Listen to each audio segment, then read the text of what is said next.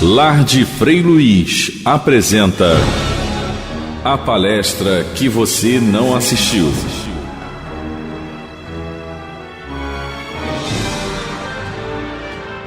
Boa tarde a todos. Que a paz do nosso Mestre Jesus esteja entre nós nesse momento, nos dando a possibilidade de conexão com o mundo maior, com o plano espiritual, que são momentos como esse que nós conseguimos lembrar que somos espíritos. É um momento onde nós nos permitimos sair da confusão do dia a dia, sair da ilusão da matéria e relembrarmos o nosso caminho para dentro de nós, o nosso caminho como seres espirituais que somos, seres reencarnantes, mas principalmente perfectíveis. Hoje nós temos a grata tarefa de falarmos sobre consciência e evolução, um tema bastante pertinente na atualidade, considerando que diariamente temos nos reforçado como matéria ainda. Esquecemos que somos um espírito imortal dotado de potencialidades. E como nós esquecemos disso diariamente, nós temos que lembrar esse caminho de volta, esse caminho, como Leon Denis nos diz, no Problema do Ser, do Destino, da Dor, que é o caminho através da introspecção. A introspecção é uma faculdade da alma, onde nós temos a oportunidade de olhar para si.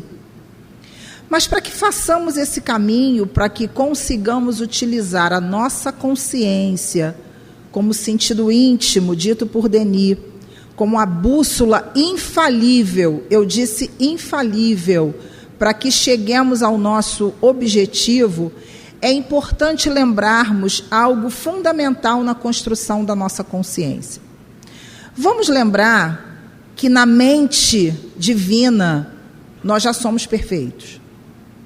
A mente de Deus já tem um protótipo de nós como espíritos vencedores, como espíritos que já conseguiram chegar ao fim colimado. Só que a nossa autoimagem, a nossa percepção, ela é distorcida pela nossa caminhada evolutiva e pela dificuldade que nós temos de nos desapegarmos a personalidades anteriores. A cada vida que vamos vivendo, ela tem um objetivo de desapego e aprendizado. Lembremos disso. Cada momento em que eu volto à Terra ou a qualquer outro planeta, na experiência reencarnatória, a única função é desapegar daquilo que eu me equivoquei e levar um aprendizado de acordo com a lei de Deus. Então vamos lá. Só que na minha percepção, como diz André Luiz lá em Evolução em Dois Mundos, a nossa autoimagem ainda está muito carregada pelo que André chama de predisposições mórbidas. O passado que vai macerando a consciência, que vai trazendo um peso para a consciência, faz com que continuemos a nos referenciar a partir do ontem.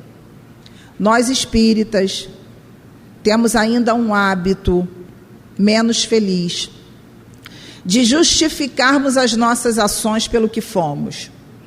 Ainda temos o hábito de colocar como desculpa as reencarnações passadas e não entendemos que as reencarnações passadas, elas servem de referência para frente, referência para o alto. Bianca, baseada em que você traz essa percepção? Vamos relembrar Jesus. Jesus, numa citação que eu trouxe aqui em Mateus 5, versículo 13 a 16, diz assim: vós sois o sal da terra, vós sois a luz do mundo. Assim resplandeça a vossa luz diante dos homens, para que vejam as vossas boas obras e glorifiquem o vosso Pai que está nos céus. Quando Jesus traz essa afirmação, traz essa exortação, ele está se referindo à nossa essência. A nossa essência é luminosa, a nossa essência é perfectível. Mas quantas vezes por dia, quando eu me olho no espelho, eu lembro disso? Porque é mais fácil se reforçar naquilo que a gente não consegue. É mais fácil se reforçar nas histórias passadas e alimentar a estagnação do esforço do progresso. Quantos de nós espíritas, de uma maneira desavisada, entre nós, falamos assim: falta muito, é muito difícil, Jesus é Jesus, Chico é Chico. Essas afirmações são afirmações de idolatria. São afirmações equivocadas, onde nós colocamos Jesus numa idolatria, Chico numa idolatria, tudo que o Cristo não quis. Porque ele mesmo disse que nós éramos deuses e capazes de realizar tudo aquilo que ele fez e muito mais. Mas no momento em que a nossa consciência entra num processo vibratório, nessa frequência de evolução, da preguiça. Porque eu vou precisar me desapegar daquelas pessoas que eu considero que são minhas. Eu vou ter que me desapegar daqueles vícios que eu considero que são cativos. E a nossa consciência, ela vai sendo, digamos assim, ela vai sendo distorcida a partir de uma orientação como se fosse apenas o quê? Um instrumento de acusação. Historicamente, a nossa consciência, ela vem atrelada a pecado. Historicamente, a nossa consciência, ela vem sendo cada vez mais reforçada como um instrumento de punição. Você fez isso. E até no cotidiano nós falamos assim: coloca a mão na consciência. A gente não fala isso? Coloca a mão na consciência. Sempre uma alusão ao quê? A algo errado. Obviamente, não sejamos infantis, não podemos esquecer que a consciência, ela é sim um filtro. Nós precisamos absorver e observar o que ainda não conseguimos, no sentido de alerta, no sentido de autoconhecimento. Entretanto, quantos de nós diariamente utiliza a consciência como instrumento de trampolim? Eu vou caminhar, eu vou seguir, porque Jesus não mente, Jesus não erra, muito menos Deus. Agora, como é que eu consigo me perceber na minha autoimagem de acordo com a imagem que Deus tem de mim? Se pudéssemos agora falarmos diretamente com o Criador, se Deus estivesse aqui, Deus está, né? Mas se ele fosse personificado, se fosse uma pessoa aqui na nossa frente, qual será a imagem que estaria na tela mental de Deus com relação a nós? Nós somos um projeto. Nós fazemos parte de um programa divino. Nós não fomos criados para dar errado. O tempo que a gente demora ainda numa desculpa de que é muito difícil tem a ver com o apego, não tem a ver com incapacidade. E quem diz isso é o Livro dos Espíritos. O espírito não evolui, muitas vezes, porque lhe falta a vontade. E vontade faz com que a gente saia da zona de conforto. Se eu parar para pensar como é que Deus me percebe, e é por isso que às vezes a gente não consegue entender como que Jesus ensina o perdão. Por que Jesus ensina o perdão? Porque aquele irmão que está num erro que a gente acredita que é pior do que o nosso, ele também tem um protótipo na mente divina de alguém que vai melhorar. Então o perdão se justifica como um ato de humildade, porque eu também já estive naquele lugar. E como a vida é cíclica, as nossas imagens são o quê? Relativas. As nossas imagens estão mudando a cada vida, mas tem aquela vida que a gente gosta mais, não é, gente? Tem aqueles vícios e aqueles apegos que a gente tem dificuldade de largar. Por quê? Porque no momento em que eu aceito que eu sou a luz do mundo e o sal da terra, eu vou entrar num processo de auto-amor. Eu vou entrar num processo de autorrespeito. Eu vou perceber a minha necessidade de mudar de faixa consciencial. O que isso significa? A cada encarnação, a gente experimenta uma vida diferente para o quê? para ter objetivos de crescimento, mas a gente acha que o objetivo é para ter alguma coisa. O objetivo não é para ter alguma coisa, o objetivo é para crescer. Todo objetivo evolutivo é para crescer. Não importa se a gente tem dinheiro, se a gente não tem dinheiro, se a gente tem essa aparência ou aquela aparência. Qualquer constituição material que vivamos é com o objetivo de crescimento. Não é para atingir isso ou aquilo. E a gente às vezes passa uma vida inteira trabalhando para atingir só isso ou aquilo, mas esquece de perceber como que a gente caminhou. O que você aprendeu no momento em que você decidiu que você ia comprar uma casa própria? O que você aprendeu? Você aprendeu o quê? Desse processo aqui até a casa própria? O que você aprendeu? O que você aprendeu quando você decidiu que você queria casar? Até encontrar o amor da sua vida. Depois muda, né, gente? Depois a gente vê que não é bem assim, né? Mas tudo bem. O que você aprendeu daqui até lá? Quais foram as lições que você absorveu para você melhorar? Quantas vezes por dia a gente faz o exame consciencial através do autoconhecimento? O que é isso? Autoconhecimento é uma palavra que está sendo muito banalizada. As pessoas acham que autoconhecimento é a gente sentar, meditar, fazer né? E descobrir, também banalizando a meditação, e descobrir quais são os pontos positivos e negativos. Isso é pueril. Autoconhecimento é consciência constante de aprimoramento. Autoconhecimento é quando eu paro e não mais me distancio de mim. Eu me vigio. O que é vigilância? Como Jesus nos ensinou, a gente transforma em martírio, né? Nossa, naquele dia eu falei isso para fulano, não deveria. Nossa, naquele dia eu me comportei assim. A gente transforma o autoconhecimento em santa inquisição. Por que a gente faz isso? Por causa do orgulho. Sabe por que a gente sente culpa? E se autopune? Porque a gente é orgulhoso. O que é o orgulho? O orgulho diz assim, você não pode errar. Mas eu sou espírita e aprendi que eu sou aluna. Mas eu já tinha que ter feito isso. Isso não serve.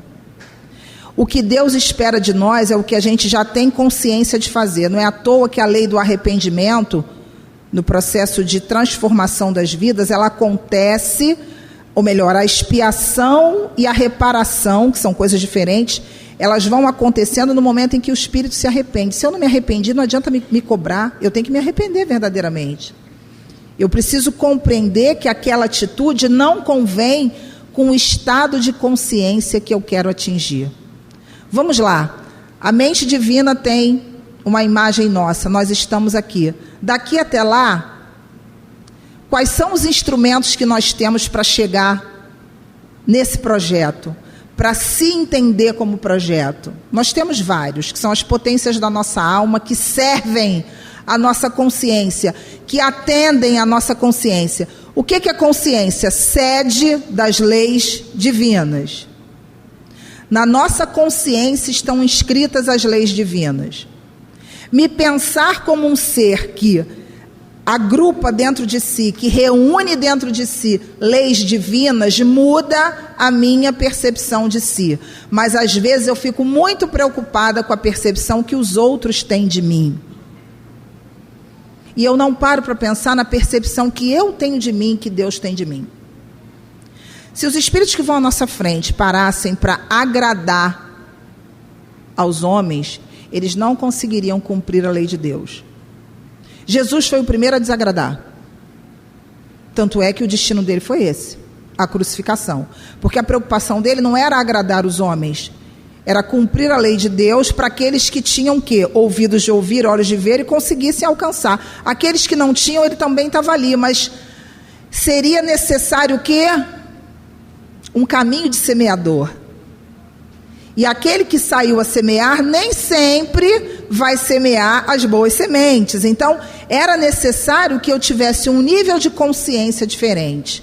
Então, vamos lá. Quais são os aspectos que servem à consciência? Primeiro deles, vontade. Vontade e pensamento. Vamos pegar esses dois, né? Vamos pegar primeiro o pensamento, porque o pensamento é algo que a gente acredita que não pode controlar, né? Assim, gente?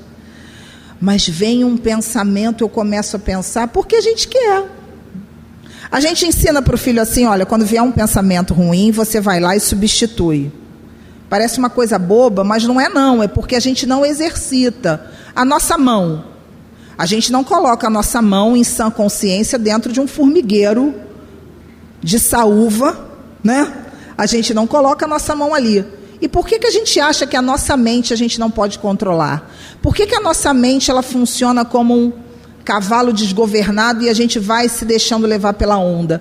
Porque no momento em que eu alinho o meu fluxo mental, no momento em que eu me determino que eu vou pensar aquilo que eu quero, eu desenvolvo um senso de autorresponsabilidade. Mas a culpa era do obsessor, não era? A culpa era do ex-marido. Ih, começou a antipatia. Começou a falar essas coisas. Eu não sei, gente. O HD mediúnico começa a rodar. E eu sinto rodar na minha cabeça, sabe? Vai rodando. Aí eu começo a falar umas coisas que não estão aqui.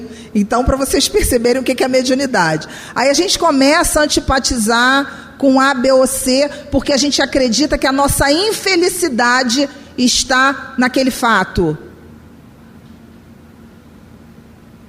É muito bom ficar só na posição de aluno, mas a gente está sendo aluno para um dia se tornar o mestre.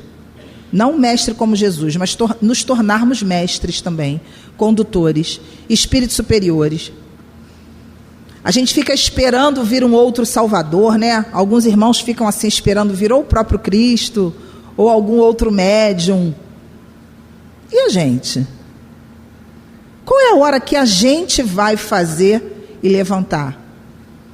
Por que a gente tem que pensar sempre naquilo que a gente foi e não naquilo que a gente quer se tornar? Quantas vezes por dia, mais uma vez, eu paro e olho e penso assim: Bianca, o que você pode fazer hoje na direção daquilo que você quer se tornar? Hoje, um dia de cada vez. Santo Agostinho, é claro, lá no Livro dos Espíritos, na 919, faz um exame consciencial diário. Mas aí a gente quer o quê?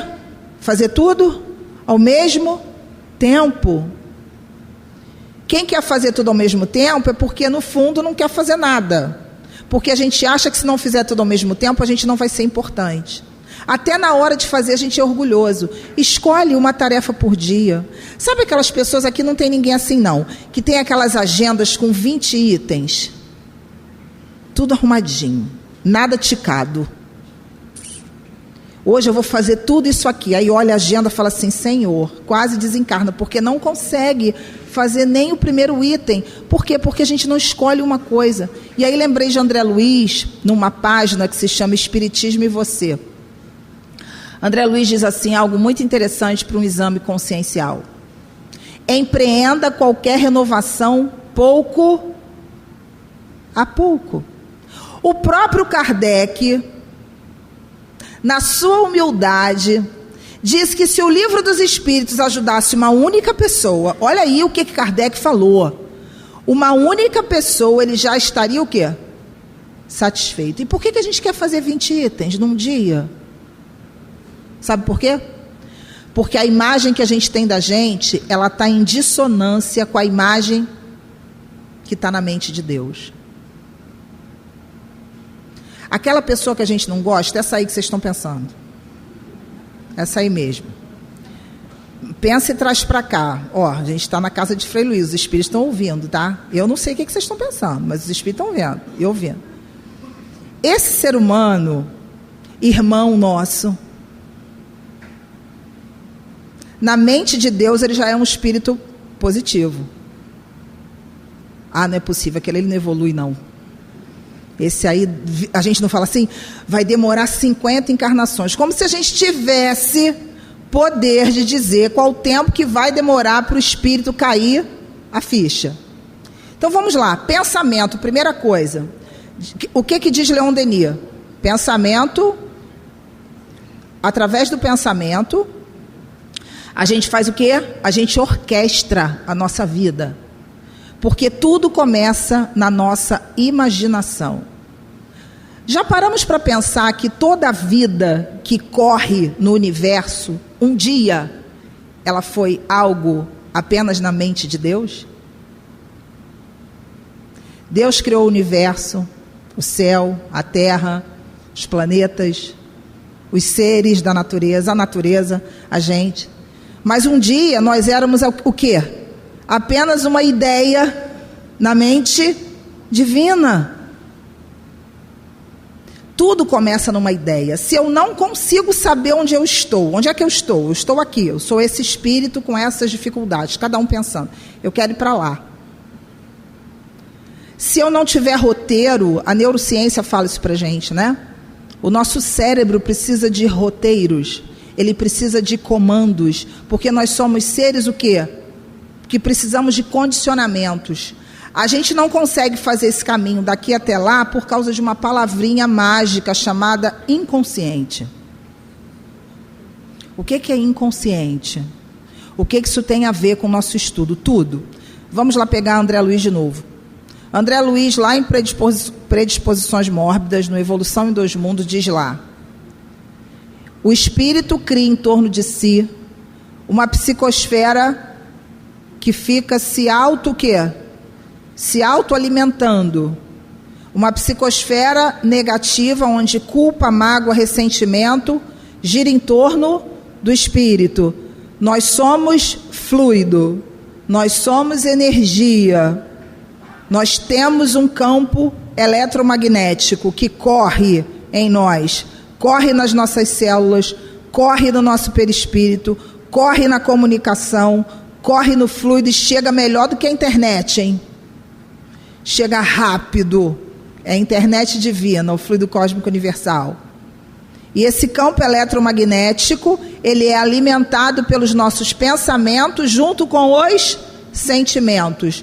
Por que a gente alimenta esse pensamento com esse sentimento? Por causa da nossa consciência. Qual o nível de consciência que o espírito está? O nosso irmão que ainda está cometendo assaltos, ele tem um nível de consciência diferente daquele que não comete. Por quê? A percepção que ele tem dele é que ele é alguém que não tem jeito. Se a gente quer mudar, a gente tem que mudar a autoimagem. Porque existe orgulho quando a gente fala assim: ah, Deus tem muita coisa para fazer do que pensar em mim. Olha que isso tem orgulho à beça. Porque Deus pensa em mim sim, porque se eu sou criatura de Deus, Ele pensa em todo mundo.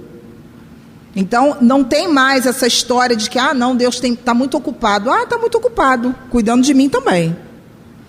Inclusive de mim. Então, o que a gente precisa perceber?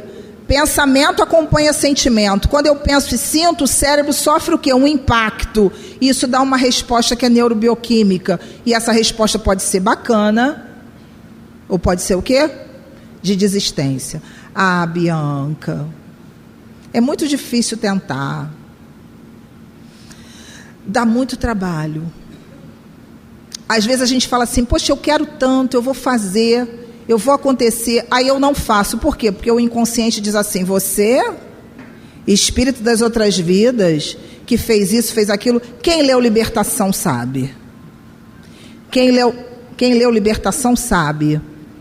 Gregório, o que Gregório fazia nas regiões menos felizes da espiritualidade? Você está chorando, você foi adúltera. Você fez isso, fez aquilo. O que é isso? O espírito, na autoimagem dele, ele se define a partir dos seus erros. Vamos imaginar se Deus nos definisse pelos nossos erros. Se Deus nos definisse pelos nossos erros, eu ia sumir, né? Ia sumir aqui, acabou. Sumiu. Pá, vocês estão falando assim, de repente some. Porque, na realidade, o apego àquilo que a gente foi faz com que o inconsciente diga assim: é isso mesmo, fica aí porque é um lugar seguro, tá? Fica aí, você já conhece que você não é flor que se cheire, né? Fica aí mesmo. Porque na hora que você começa a fazer o movimento, tá bom, eu não fui flor que se cheirasse, mas agora eu quero chegar lá na flor que é cheirosa. Eu quero me tornar aquela flor que é extremamente, que tem um perfume extremamente gostoso. Eu quero chegar ali. Aí começa o inconsciente. Te conheço. Agora você está indo lá no lar de Frei Luís, está se escondendo lá no lar de Frei Luís, para dizer que é bonzinho, que é médium, né? Nossa, quem vê assim, quem não te conhece que te compre, não é assim? Aí fica aquela mente sabotadora falando assim: não tenta não, ó, isso é besteira. Aí você tenta uma vez, duas, na terceira. Sabe aqueles projetos que a gente promete? Não vou nem falar quais para não ser antipática, tá? Aqueles projetos que a gente promete que a partir de hoje será diferente. Aí a gente se alinha todo, se apruma, pede a Jesus, está todo mundo lá, na expectativa, ajudando. Aí a gente faz o primeiro passo, segundo passo, terceiro passo. No quarto a gente já começa a pensar 2 vezes. Por que a gente desiste? Porque a gente está identificado com o nosso passado. Lar de Frei Luiz está apresentando a palestra que você não assistiu.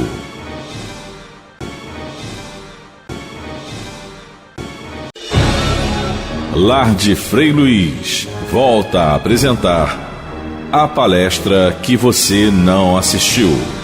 São milênios de uma consciência equivocada. A própria doutrina espírita é nova, é uma doutrina nova, que traz para a gente não uma consciência a partir de uma religiosidade onde você é culpado. A gente até repete isso, né, nas liturgias, meia culpa, meia máxima culpa. Qual é a validade da culpa? Ganhar tempo. A gente fica negociando com a espiritualidade, sabe? A gente fica se culpando por coisas que a gente não tem culpa, porque a gente também quer controlar o destino das pessoas. Eu estou lembrando de um caso de uma paciente que a mãe faleceu por Covid, tem quase 2 anos. E ela se culpa pela morte do pai e da mãe. E na percepção dela, culpar-se é uma forma dela se punir, porque ela diz que se ela não tivesse feito o que ela fez, se ela não tivesse levado a mãe para um determinado hospital, os médicos não teriam errado. Ela cria toda uma fantasia de que naquele momento não era o momento da mãe. Ela duela com a inteligência divina. Duela com a inteligência divina. Como se nós fôssemos senhores da vida e da morte. Como se essa varinha estivesse na nossa mão. Então vamos lembrar, o nosso pensamento é por onde começa tudo. E é o pensamento que tem que ser um pensamento positivo.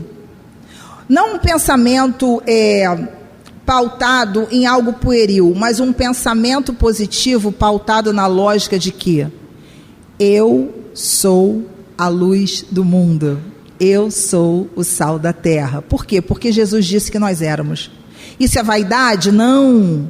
Isso é consciência do que eu sou, porque esse espírito que eu sou agora, ele é o quê? Ele está numa fase o quê? Transitória. Aí o companheiro desencarna, a gente não quer doar as roupas. Lembrei da paciente de novo, porque ela cheira as roupas da mãe. Ela se agarra, ela fala para mim que ela se agarra nas roupas da mãe num desespero muito grande. Ela é religiosa, faz parte de uma outra religiosidade, né? De um outro segmento religioso, mas o sofrimento dela, ela está de mal com Deus. Porque qual é a imagem que ela tem da morte na concepção dela? O espírito não tem espírito, digamos assim, né? Há a morte e o espírito some. Quem não estaria desesperado com essa concepção de vida após a morte? Todos nós, né? Os afetos que construímos, tudo aquilo que nós tivemos oportunidade de vivenciar. Então, seguindo, vamos pensar nessas potências da alma. Pensamento, nós vamos sair daqui hoje entendendo que a gente pensa o que a gente quer, porque ninguém obriga a gente a pensar no que a gente está pensando. A gente pensa porque a gente quer. E a gente pensa porque a gente está em alinhamento com sentimentos antigos. Então eu tenho que olhar para esse inconsciente e falar assim: a partir de hoje eu vou governar esse negócio. Jesus deu a rota quando ele disse assim: vigiai e orai. O que é vigiar, gente? Olha para o teu inconsciente que está dizendo assim: olha, vai fazer de novo, já sabe qual é o resultado, mas vai fazer de novo. Por que a gente repete uma coisa que dá errado? Porque a gente gosta de sofrer. E por que a gente gosta de sofrer? Porque a gente acha que a gente não vale a pena. E por que a gente acha que a gente não vale a pena? Porque dá trabalho se identificar com vós sois deuses. As pessoas ficam assim: não. Alguém é chamado para uma tarefa espírita. Não, não posso fazer isso não. Quem sou eu? Um espírito orgulhoso que fala isso, né? Quem sou eu? Você é um espírito imortal. Aprendiz como eu, que tem que crescer. Se Jesus esperasse a gente ficar perfeito para trazer a doutrina, eu ia sair daqui muito envergonhada. Como diz Dr. Erma, a maior caridade que o Cristo fez conosco é deixar que nós falemos em nome dele, apesar de sermos quem somos, ainda. Porque Jesus está olhando para quê? Hoje Bianca é um espírito encarnada nessa condição, mas eu estou olhando o potencial de Bianca através de vontade. Vamos lá, outro potencial da alma, outro potencial que serve à consciência. Consciência, sede das leis divinas. Eu faço o que com isso? Eu penso buscando harmonia, sem ansiedade, sem querer fazer 20 coisas ao mesmo tempo, respeitando o meu processo, sem comparação com o outro. Isso a gente não faz, não, faz. A gente faz isso com o filho, erradamente. Ainda bem que eu só tenho um, minha amiga aqui também só tem um, então a gente pode falar, né? Mas a gente faz isso com o filho, erradamente. Seu irmão já faz isso. Se a gente pudesse olhar para a cara do mentor nessa hora, hein? Como é que será que ele ia olhar para a gente? Mas a sua irmã já está na faculdade. E você ainda está aí? Já imaginaram se Deus fizesse isso com a gente? Bianca Cirilo, o Emmanuel já está onde ele está. Olha, você ainda está aí, né? Isso é falta de caridade com o filho. Nossos filhos são espíritos. E às vezes mais evoluídos do que nós. Que por misericórdia divina Deus fala assim, vai lá com aquela mãe para ver se ela evolui um pouquinho. Reencarna lá com aquele pai lá para ver se ele caminha um pouquinho, né? Meu filho, minha casa, minhas regras. Ih, que coisa feia. Imagina se Deus falasse isso pra gente. Eu te dei vontade, te dei pensamento, te dei consciência, te dei livre-arbítrio. E a gente fala isso. Sabe por que a gente fala isso? Porque a gente acha que o filho é nosso. Não é. É um espírito que vem para que a gente o quê? Mude a nossa faixa de consciência. Onde está a nossa vontade de exercer uma maternidade bacana? Ah, mas a minha mãe não foi legal comigo. O que o nosso filho tem com isso? Nós precisamos olhar para aquilo que não recebemos, fazermos diferente. Vamos imaginar a vida de Chico Xavier. Ele seria um delinquente, né? Não é? Com toda a história de vida dele, Bianca, mas ele é o Chico Xavier. Ok, ele está num nível de consciência muito acima. E a gente vai começar quando? Vai começar quando? Vai esperar outra encarnação? Vai esperar morrer? Vai esperar ver a luz ou as trevas, né?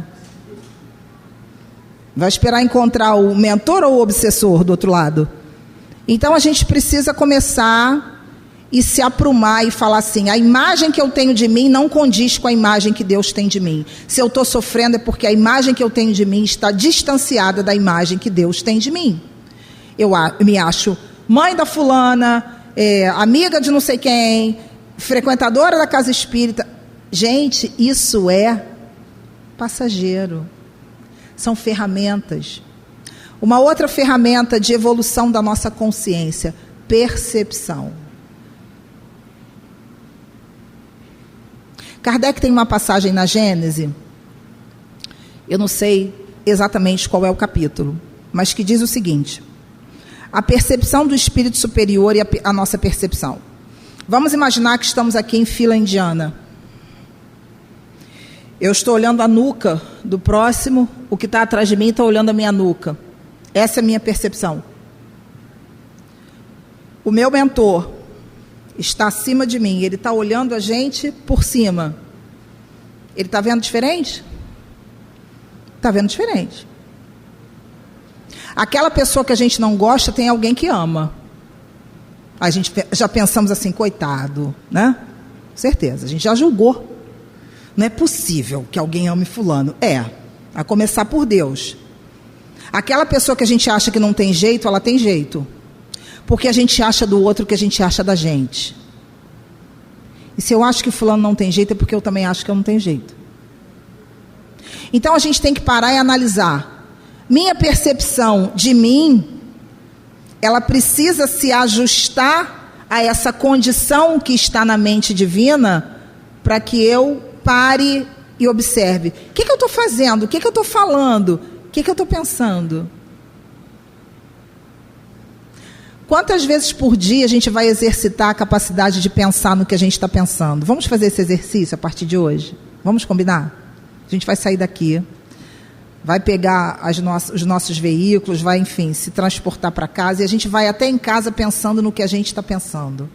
Que diferença vai fazer isso? As nossas células respondem ao que a gente está pensando. E elas vão responder de volta ao que a gente está pensando. Percepção, quando ela muda, a gente muda de comportamento.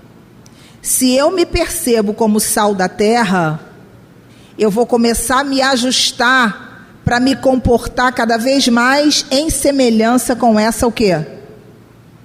Com essa afirmativa. Uma outra potência do espírito e que serve a nossa consciência. Essa, então, é que a gente faz muita confusão. Livre-arbítrio. O negócio confuso na nossa cabeça. Como que a gente tem medo de escolher? Como que a gente não consegue escolher de acordo com o que é melhor para nós? Por quê? Porque livre-arbítrio, a gente vem de uma história onde a liberdade, ela não era a liberdade que nós aprendemos com a doutrina. A doutrina espírita fala de liberdade com responsabilidade. Então, a exemplo de Paulo, né? Tudo nos é lícito, mas nem tudo nos convém. Não nos convém por quê? Porque aquilo vai nos distanciar da imagem divina, do protótipo, do programa. Mas eu preciso desinstalar vários programas que eu aprendi na infância e em outras vidas, de que eu não mereço, de que a vida é difícil, evoluir é difícil. A palavra difícil no cérebro, ela tem um impacto de paralisia, para quem não sabe. Quando você fala assim para uma criança, isso é difícil, você bloqueia os canais de aprendizagem. A criança já trava. Existe uma substituição para a palavra difícil, que para o cérebro é mais simpática. Trabalhoso. Isso é trabalhoso. Mudou ou não mudou, gente? Quando a gente fala assim, isso é trabalhoso, o que que suscita? Nós teremos que nos esforçar, nós teremos que empreender ali uma energia. Quando a gente fala assim, isso é difícil. Ai, difícil. Difícil mexe com os nossos canais da inferioridade. Se é difícil, eu me sinto menos, então eu não consigo. Fulano consegue. Olha a comparação. Mas a doutrina espírita fala que a gente é individualidade. É para comparar? Não. A gente sabe exatamente qual foi o momento em que nós fomos criados como espíritos aqui? A gente sabe. Como assim já são isso tudo? Ainda tem mais um tempinho, não tem? Até que horas vai? 7h10. 7h05? Ah, tá.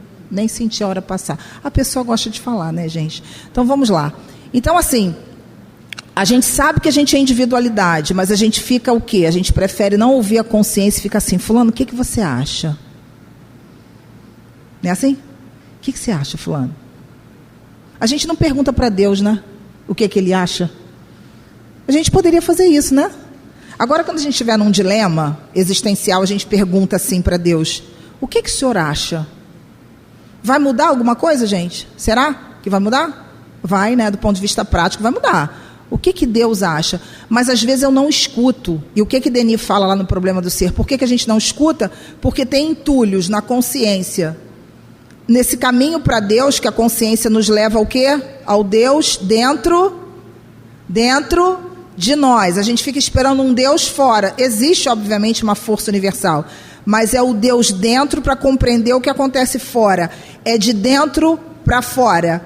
E aí, quando eu paro para pensar assim, o que que eu deveria fazer? O que que Denis fala? Quais são os entulhos que acontecem entre a resposta e um novo comportamento? Os apegos, as mágoas, as culpas. Vocês sabiam que quando a gente não perdoa, a nossa vida trava? Não perdoa o fulano. Olha para a sua vida hoje, você está próspero? Em todos os níveis.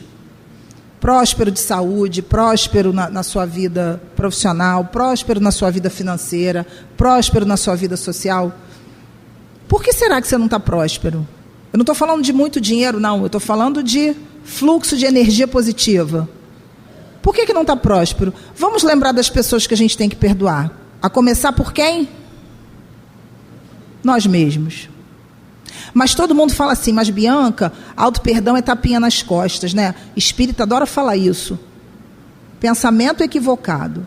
Auto-perdão é consciência de que eu sou um espírito imperfeito, aprendiz e que eu vou cair, mas eu tenho que levantar. Uma vez, doutor Erma, lá na nossa casa, disse assim, perguntávamos sobre alguma situação de algum encontro, e aí, num determinado momento, o companheiro perguntou, mas os senhores não ficam preocupados quando a gente cai, quando a gente sucumbe, quando a gente fica, enfim, quando a gente desiste? A doutora Erma falou assim, não. A gente se preocupa sim, a gente se preocupa no momento em que vocês levantam. Porque quando vocês caem, a gente realmente fica conduído, mas a gente está sempre vibrando no momento em que vocês levantam.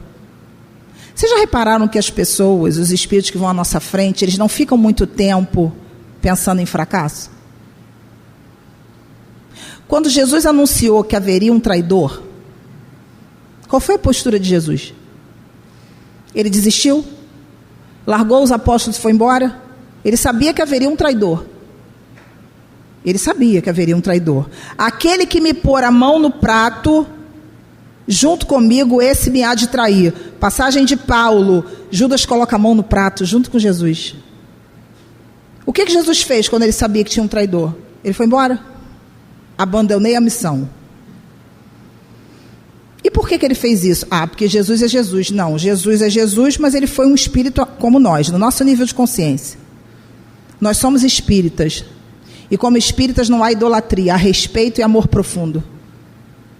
Não existem santos naquilo que professamos. Existem espíritos que vão à nossa frente e que nos estimulam e que falam para todos nós que esse é o caminho de todos nós. Porque é isso que a gente tem que pensar 24 horas por dia. A gente não tem que pensar no fulano que não gosta de mim, no Beltrano que me perseguiu no trabalho, do outro que tem inveja. Se a gente está usando a nossa consciência para perder tempo com isso, a gente está jogando fora ouro, no lixo. A nossa consciência é ouro. Ela vale ouro. Ela apruma. O pensamento a serviço dela coloca, escolhe. Eu escolho aquilo que eu vou pensar. Eu escolho aquilo que eu vou sentir. Porque quando a gente diz assim para uma criança que ela cai aqui e a gente percebe que ela não se machucou, aí a gente faz aquele escândalo. Aí a criança começa a chorar, né? Não é assim? Aí você percebe que não caiu, não doeu muito, aí você fala assim, não, vamos lá, a vovó, a mamãe, a titia dá um beijinho mágico. Aí ela fica meio sem graça, ri, mas vai. Por quê? Ela aprende um sentimento ali na hora que a gente faz isso. Existe um sentimento ali que a gente ensina. Toda vez que acontece isso comigo, eu fico triste. Muda a tristeza. Bianca, parece fácil, eu não estou dizendo que é fácil, é trabalhoso. Mas é possível. Sai, se indigna com esse estado de tristeza, de marasmo, se indigna. Bota Jesus na tua frente, olha para ele e fala assim, eu vou chegar, porque eu sei que ele me prometeu. Eu vou chegar. Aproxima, faz aquilo que Joana de Ângeles diz para a gente, vamos tirar o Cristo da cruz. Essa imagem não nos serve. Essa imagem é a imagem de um Cristo vencido, por uma consciência violenta, por uma consciência nossa de humanidade distorcida, por uma massa enfurecida e ignorante. Nós não somos mais essas pessoas. Nós somos espíritos em condição de chegarmos ao estado evolutivo que está prometido pelo Cristo e é escrito no livro dos Espíritos. Espíritos puros. Falta o tempo. Se eu ficar pensando no tempo que falta, eu não penso qual é o passo seguinte. Isso eu aprendi com o mestre Yogin. E ele falou uma vez para mim assim, a gente numa aula, e perguntávamos, como é que é essa questão do caminho, da iluminação dentro da visão que ele trazia? Qual é o próximo passo? Ele respondeu assim, o seguinte. Uma casa é feita do primeiro tijolo. Essa casa aqui foi construída com um primeiro tijolo. Hoje ela é o lar de Frei Luís, que nos abriga com amor e possibilidade de crescimento. Para de prestar atenção no que não tem. Presta atenção no que você tem. Presta atenção no talento. Se a gente quer entender consciência como instrumento de evolução, vamos lá pegar a parábola dos talentos. O que a parábola dos talentos mostra para a gente? A gente já parou para pensar que nenhum dos servos, digamos assim, né? Nenhum dos servos, nenhum deles ficou sem talento nenhum. A passagem evangélica diz que alguém ficou sem talento? Não. Um recebeu 2, outro recebeu mais um pouquinho, outro recebeu 5, né? Mas todo mundo o quê? Recebeu. E aí, gente? Então não tem mais aquela história, mas eu não sei fazer nada, sabe? Porque se você não soubesse fazer nada, você derrogaria as leis divinas. Porque Deus fez a gente, então Ele fez a gente com um monte de potência, então a gente sabe sim. Porque no momento que a gente diz que a gente não sabe fazer nada, a gente está dizendo que Deus errou. Então criou um ser que não sabe nada, que ele não sabe nada, não sabe fazer nada. Esquisito.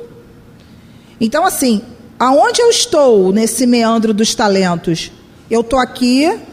Eu posso olhar o outro como estímulo? Claro. Porque quem está à frente faz o quê? Dá a mão. A gente quer estar à frente para aparecer. Aí está tudo errado. Porque quando a gente se confunde com essa consciência de holofote, a gente está se distanciando da imagem divina de novo. Eu vou sugerir um exercício hoje para todos nós. Chegar em casa e escrever. Como é que Deus me vê? Façam isso. Como é que Deus me vê? Pega uma folhinha antes de dormir. Como a divina providência me percebe? Qual a imagem que eu acredito que está na mente divina sobre mim? Vamos pegar lá a passagem do homem de bem.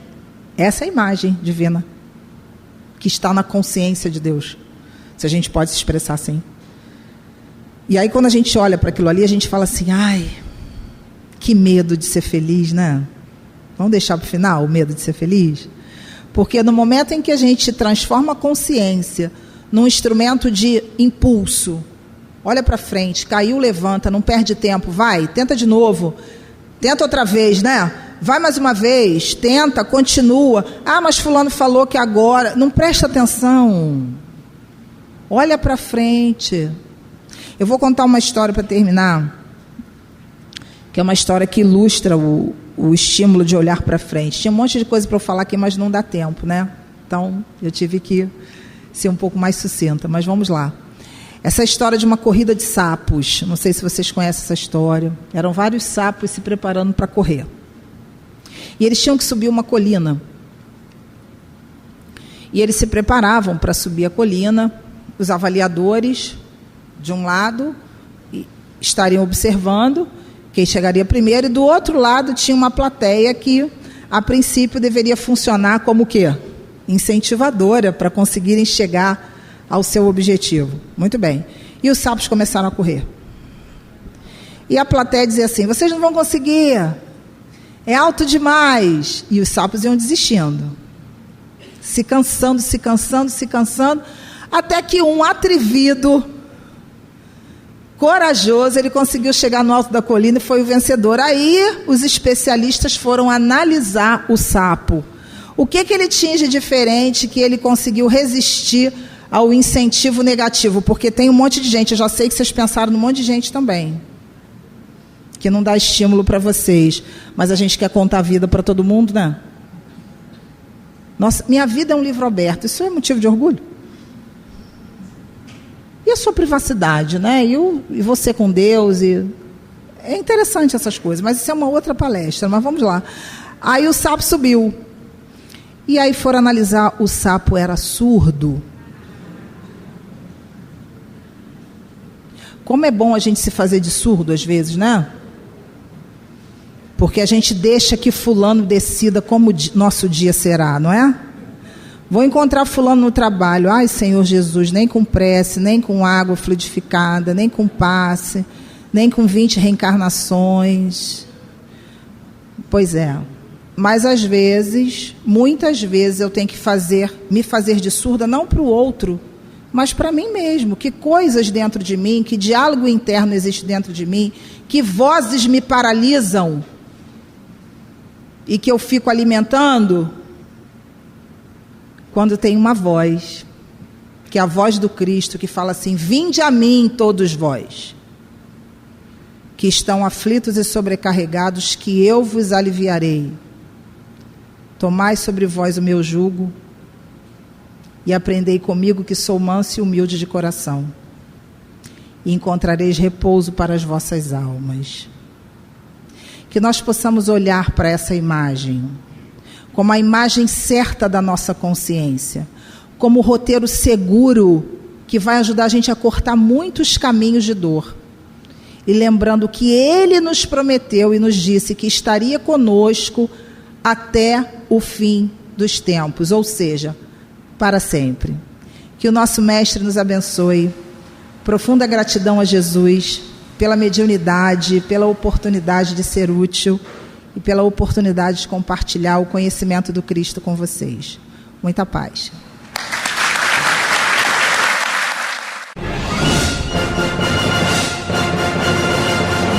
Lar de Frei Luiz apresentou a palestra que você não assistiu.